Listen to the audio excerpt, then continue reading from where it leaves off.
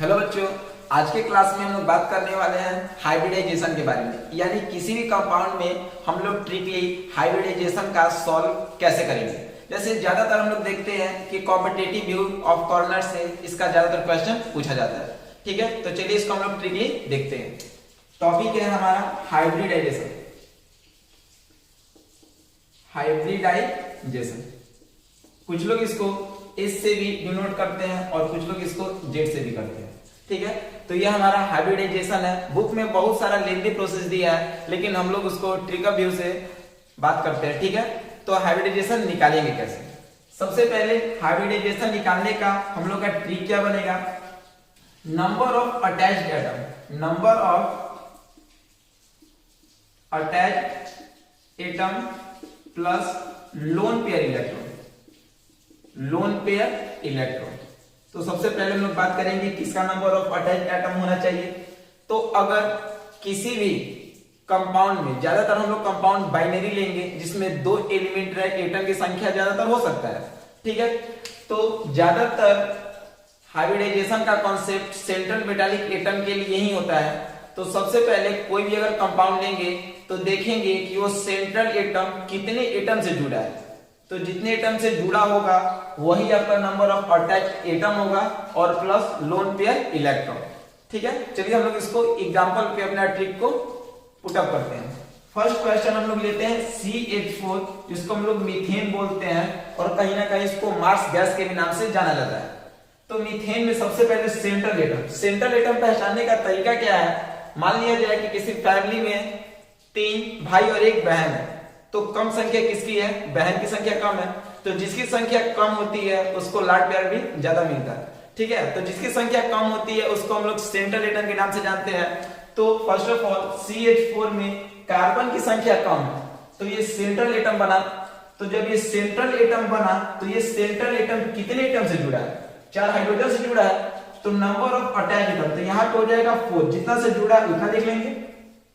फिर एक काम करेंगे हम लोग यहाँ पे कि जो सेंट्रल एटम होता है उसका इलेक्ट्रॉनिक कॉन्फ़िगरेशन करते हैं। तो कार्बन का इलेक्ट्रॉनिक कॉन्फ़िगरेशन करेंगे तो आउटर ऑर्बिट में 4 इलेक्ट्रॉन होगा और यहाँ पे भी 4 हाइड्रोजन है। 1 हाइड्रोजन सिंगल बॉन्ड यानी 1 इलेक्ट्रॉन, 4 हाइड्रोजन है तो 4 बॉन्ड बनाएगा, यानी इसके पास 4 इलेक्ट्रॉन है और इसके पास भी 4 इलेक्ट्रॉन, यानी 4 दोनों शेयर में भाग ले लिया। तो जब शेयर में भाग ले लिया तो इसके पास लोन पेयर इलेक्ट्रॉन बचा नहीं। तो जब लोन पेयर इलेक्ट्रॉन नहीं बचा तो क्या बोल देंगे हम लोग, 0 बोल देंगे और 4 + 0 का वैल्यू कितना हो जाएगा, 4 हो जाएगा। अब हम लोग बात करेंगे कि कैसे पहचानेंगे कि ये कौन सा हाइब्रिडाइजेशन है। तो यहाँ पर हम लोग बात करेंगे कि अगर नंबर हमारा 2 आता है तो वो sp हाइब्रिडाइजेशन होता है। नंबर अगर 3 आता है तो वो sp2 हाइब्रिडाइजेशन होता है। अगर नंबर 4 आता है तो वो sp3 हाइब्रिडाइजेशन। नंबर 5 आता है तो sp3, p में 3 तक होता है, sp3d1। अगर नंबर 6 आता है तो sp3d2 होता है। नंबर 7 आता है तो sp3d3 होता है। ठीक है, यहां तक हो गया। आगे भी होता है लेकिन हम लोग इतना ही पे बात करेंगे। तो हम लोग का यहाँ टोटल नंबर कितना आया था, 4। तो 4 के अनुसार ये कौन सा हाइब्रिडाइजेशन को फॉलो करेगा, sp3। तो ये sp3 हाइब्रिडाइजेशन होगा किसका, CH4 मीथेन का। ठीक है, एक और क्वेश्चन लेते हैं। जैसे हम लोग लेते हैं NH3। NH3 को हम लोग अमोनिया बोलते हैं। अगर NH4 रहता तो ये अमोनियम होता। तो NH3 में सेंट्रल एटम कौन बनेगा, N बनेगा, क्योंकि संख्या कम है इसका। अब ये N कितने एटम से जुड़ा है, 3 एटम से जुड़ा है। तो यहां लिखेंगे 3+। सेंट्रल एटम का इलेक्ट्रॉनिक कॉन्फ़िगरेशन 7 के अनुसार 2 और 5 होगा। ठीक है, आउटर ऑर्बिट में 5 इलेक्ट्रॉन है, इसके पास 3 इलेक्ट्रॉन है। तो जब 3 इलेक्ट्रॉन है तो 3 तो शेयरिंग में भाग ले लिया, कितना बच गया, 2 बच गया। तो 2 का मतलब क्या, एक पेयर को हम लोग बोल देंगे लोन पेयर, क्योंकि जितना शेयरिंग में भाग ले लिया जो बच गया वो लोन पेयर हो गया। तो एक पेयर यानी 2 इलेक्ट्रॉन का एक पेयर बनेगा, तो एक पेयर लोन इलेक्ट्रॉन हो गया। तो 3 + 1 कितना हो गया, 4।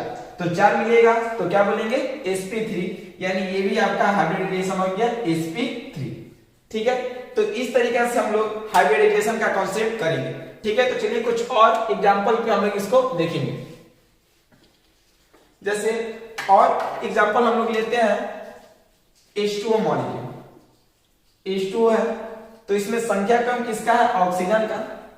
ऑक्सीजन कितने एटम से जुड़ा है? 2, तो लिखेंगे 2 प्लस सेंट्रल एटम का इलेक्ट्रॉनिक कॉन्फ़िगरेशन करेंगे तो O का एटॉमिक नंबर 8 होता है, इलेक्ट्रॉनिक कॉन्फ़िगरेशन 2 और 6 होता है। तो अब बात करेंगे कि हाइड्रोजन के पास एक इलेक्ट्रॉन, लेकिन ऐसा हाइड्रोजन 2 है, तो इसका 2 इलेक्ट्रॉन और यहाँ पे 6 था, तो जब 2 शेयरिंग में भाग ले लिया तो कितना बच गया? 4 बच गया। शेयरिंग यहां से हम लोग देखते हैं, तो टोटल 6 था, 2 शेयरिंग में भाग ले लिया हाइड्रोजन के साथ, तो 4 बच गया। 4 इलेक्ट्रॉन बचा, कहने का मतलब 2 पेयर बचा, तो 2 पेयर का मतलब 2 लिखेंगे और 2 + 2 4, 4 का मतलब sp3। यानी ज्यादातर हम लोग एग्जांपल जो है sp3 पे ही सॉल्व कर रहे हैं, ठीक है। चलिए अगला लेते हैं हम लोग क्वेश्चन। जैसे क्वेश्चन हुआ मेरा CO2, थोड़ा सा समझने वाला ये क्वेश्चन। CO2, इसमें सेंट्रल एटम हमारा C बनेगा, तो जब सेंट्रल एटम C बनेगा तो ये कितने एटम से अटैच है?